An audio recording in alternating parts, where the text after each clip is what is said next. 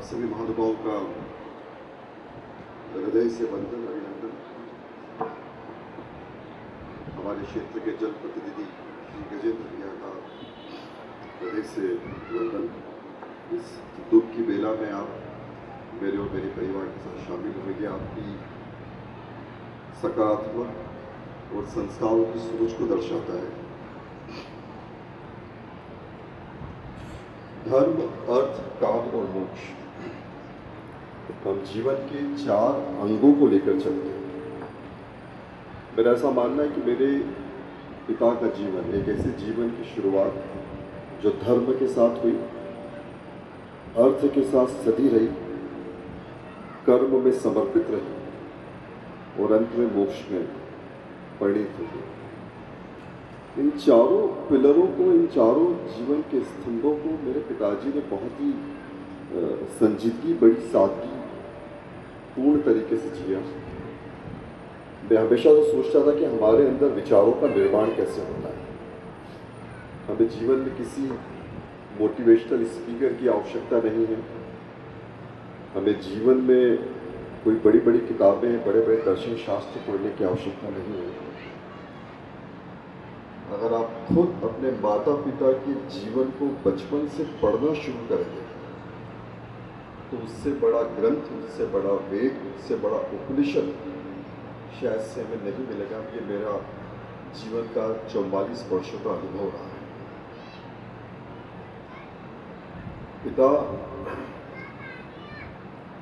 पूरी दुनिया के लिए आम हो सकते हैं, लेकिन पिता अपने पुत्र के लिए बहुत ही खास होते हैं। दुनिया के सारे जननायक एक तरफ और अपने माता पिता एक तरफ।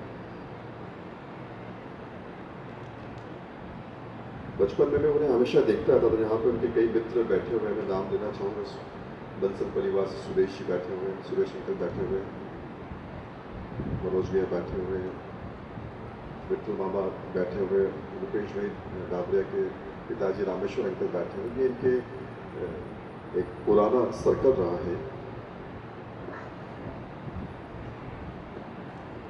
जब मैं अहमदाबाद पहुंचा 2006 में, तो मेरा पूर्णतः सौभाग्य रहा कि मुझे 19 वर्षों तक अनवरत पिताजी ने अपनी सेवा का मौका दिया। मैंने सेवा नहीं की। मैं शायद से सौभाग्यशाली रहा कि मुझे पिताजी ने सेवा का अवसर प्रदान किया।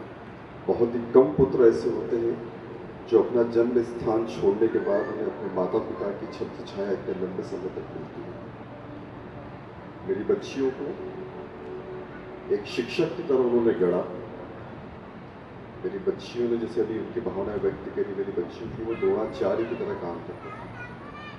अब हम सोचते कि ये कैसे संभव हुआ।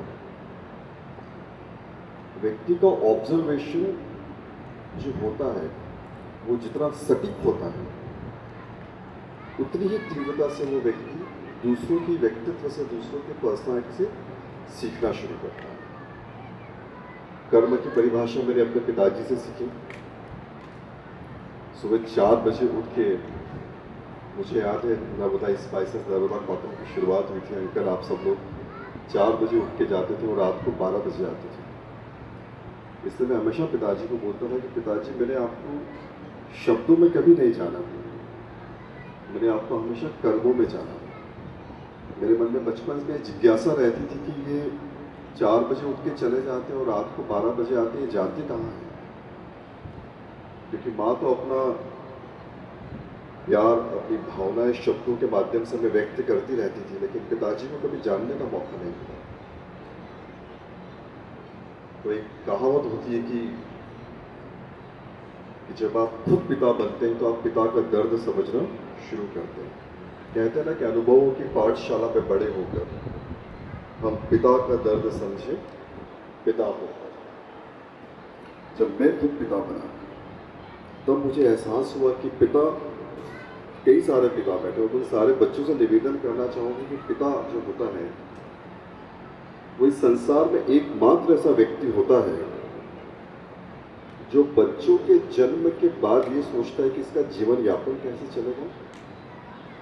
और वो एकमात्र ऐसा शख्स होता है वो जो सोचता है कि अगर मेरी मृत्यु हो गई तो मेरी मृत्यु के बाद मेरे बच्चों का क्या होगा। इस विचारधारा को जीने वाला और समझने वाला पूरे संसार में, मैं कहूँगा ईश्वर भी नहीं होता है, आपका पिता होता है, जो जीवन के बाद और मृत्यु के बाद भी सोचता है कि मेरा मंदिर, मेरा घरौंदा, मेरा घोंसला सुरक्षित रहे। 2006 में जब पिताजी अहमदाबाद आए तो मेरी जिद थी, जैसे वैभव भैया ने बताया कि वो अंजड़ ही आना चाहते थे, लेकिन मेरी जिद थी कि नहीं, मेरे पिताजी मेरी आंखों के सामने रहेंगे ताकि वो मौन रूप से मुझे कर्मों का उदाहरण देते रहे और कर्मों के आधार पर मैं जीवन में आगे बढ़ता रहूं। पिता एक उम्र के बाद जब असक्षम हो जाता है, जब वो घर में बैठा रहता है, तो बच्चों को ऐसा लगता है कि पिता का क्या काम है घर में। झुर्रियों भले हाथ, थकी हुई आंखें, चश्मे से घूरती हुई निगाहें, एक कमरे की चारपाई में बैठा हुआ व्यक्ति आपको जीवन के इतने बड़े पाठ सिखाता है जो शायद से संसार में कभी नहीं सीख सकते। मेरे पिताजी कमरे में बैठे रहते थे, वो ये सोचते थे कि जब तक मेरे हाथ पैर चले, तो मैंने अपने आजीविका के माध्यम से मेरे बच्चों को बड़ा किया। अब मेरे हाथ पैर नहीं चल रहे, मैं घर पे बैठा हूँ, असहाय हूँ, मेरा शरीर साथ नहीं देता है, तो बच्चों को कई बार ऐसा लगता है कि अब इनकी ज़रूरत क्या है। लेकिन पिता होता है जो उस चारपाई पे बैठ के अपने थके हुए कंधों पे झुकी हुई आंखों से कहीं न कहीं ईश्वर की भक्ति में लीन होकर सिर्फ एक ही प्रार्थना करता है कि मेरे बच्चे और मेरे परिवार का भविष्य उज्जवल रहे और ईश्वर उनको हमेशा बचा के रखे। तो एक पिता ही होता है जो इस उम्र में मरते दम तक अपने बच्चों के भविष्य की और उज्जवल भविष्य की कामना करता। मैं सौभाग्यशाली रहा कि 20 वर्ष भैया उनके साथ रहा मैं, और इन 20 वर्षों में उनका नियम था कि सुबह 6 बजे उठना, 6:30 बजे सूर्य को जल चढ़ाना, 6:45 बजे 6 चम्मच शक्कर चाय में डालकर पीना। निबाड़ क्षेत्र से उनका गुटखा आता था, 1 किलो तंबाकू खाते थे दिन में, 1 महीने में, और 7:30 बजे सुंदरकांड का पाठ करना।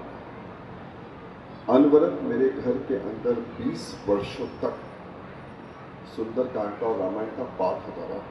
महेंद्र जी, आपने आपकी संगीत में बोला कि घर एक मंदिर, मुझे मंदिर जाने की कभी आवश्यकता पड़ी नहीं, हालांकि मैं संस्कारों के आधार पर मंदिर गया हूँ, लेकिन मुझे मंदिरों की आवश्यकता नहीं थी क्योंकि मेरे पिताजी दिन में 2 बार सुंदरकांड का पाठ करते थे, और जब सुंदरकांड की समाप्ति होती थी तो उनकी एक ही ईश्वर से प्रार्थना होती थी कि मेरा बच्चा दिन दुगनी और 4 चौगुनी वृद्धि करे, परिवार को करे। ऐसी भावना रखने वाले, समर्पण रखने वाला सिर्फ पिता ही हो सकता है। तो मैंने उन्हें कभी शब्दों में बहुत कम जाना, लेकिन कर्मों में हमेशा जाना। आप सभी उनकी श्रद्धांजलि समारोह में यहाँ पर उपस्थित रहे, मेरे और मेरे परिवार का मान बढ़ाया।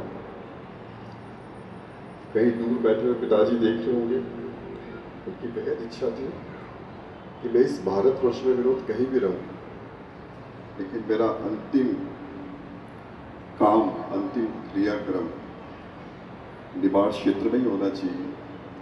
जब सूचना मिली तो हमारे साकेत वाले सुनील भैया ने मुझे डांटना शुरू किया कि पापा का प्रथम दिन था तो आप राजघाट क्यों नहीं लेके आए। कि मेरी जिद थी, उनकी जिद थी कि आप राजघाट में विसर्जन करें, लेकिन कारणवशों में कर नहीं पाया। लेकिन ये जो 13वें का कार्यक्रम रहा, ये इच्छा अनुसार रहा। और विनोद में अक्सर वो बोलते रहते थे कि नुक्ता नुक्ति के बिना नहीं होता है, तो मेरा नुक्ता जब तू करेगा तो नुक्ति जरूर बनाना बेटा।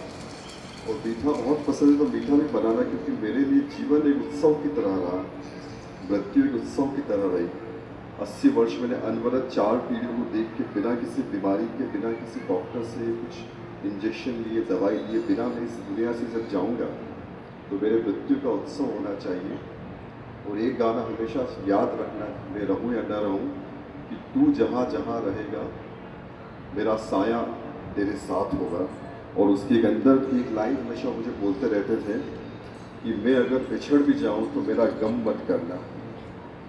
तो उनका ये बिल्कुल स्ट्रिक्ट इंस्ट्रक्शंस थे मुझे कि आई शुड नॉट बी, मुझे अपनी ग्रीफ को, अपनी वीपिंग को सेलिब्रेशन में रखना है। तो आज सेलिब्रेशन के लिए, जीवन के उत्सव के लिए, इस मृत्यु के उत्सव में आप सभी को बधाने के लिए मेरा हृदय से अभिनंदन, बहुत बहुत धन्यवाद। सुंदरकांड बहुत पसंद था, तो इस सभा का जो अंत मैं करना चाहूँगा, कई सभाओं का अंत गायत्री मंत्र के साथ होता है, ओम शांति के साथ होता है, मौन के साथ होता है, लेकिन पिताजी कष्टभंजन हनुमान सालंगपुर के परम भक्त रहे। 80 वर्ष तक अनवरत रामायण का और सुंदरकांड का और हनुमान चालीसा का पाठ किया। तो इस सभा का अंत और आप सबों की सामूहिक हनुमान चालीसा के उच्चारण से मैं उनको श्रद्धांजलि अर्पित करना चाहूँगा। तो 2 मिनट में आपका सहयोग चाहूँगा। हनुमान चालीसा।